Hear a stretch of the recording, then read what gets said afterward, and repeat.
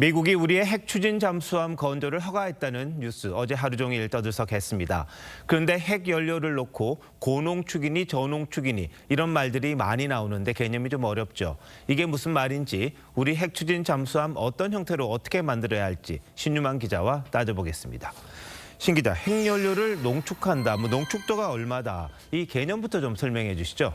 네, 천연 우라늄에서 에너지를 낼 수 있는 부분만 모아서 효율을 높이는 작업이라고 말할 수 있습니다. 자연 상태의 우라늄 중에 핵 분열을 해서 에너지를 만들 수 있는 게 바로 우라늄 235라는 원소인데 전체의 0.7%밖에 안 들어 있습니다. 나머지는 전부 핵 분열이 안 되는 우라늄 238 원소입니다.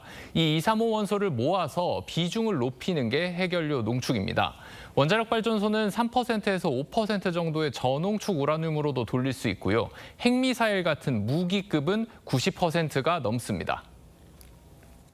우라늄을 4% 농축했다 그러면 우라늄 235가 4%가 되고 96%가 우라늄 238이 되는 겁니다. 우라늄 235가 90%가 넘어가면 10kg만 모아놓으면 그냥 폭탄이에요. 다른 거 필요 없이.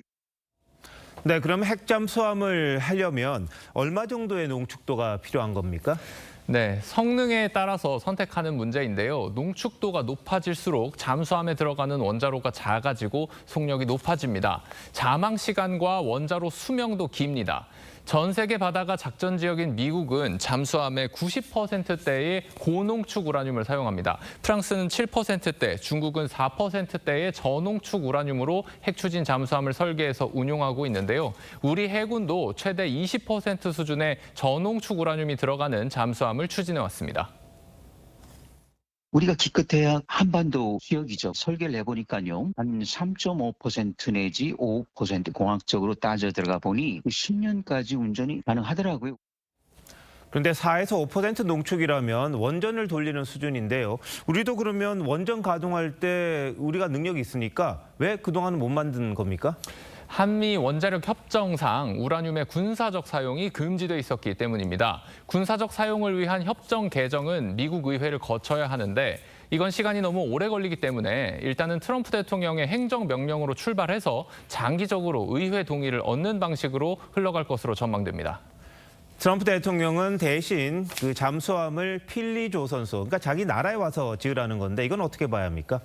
네, 미국이 우리에게 핵연료 직접 농축을 허용할 가능성은 낮을 것으로 예상됩니다. 1970년대에 우리가 자체 핵 개발을 하려다가 무산된 일도 있었기 때문에 아직도 의심의 눈초리가 남아있다는 말도 있습니다.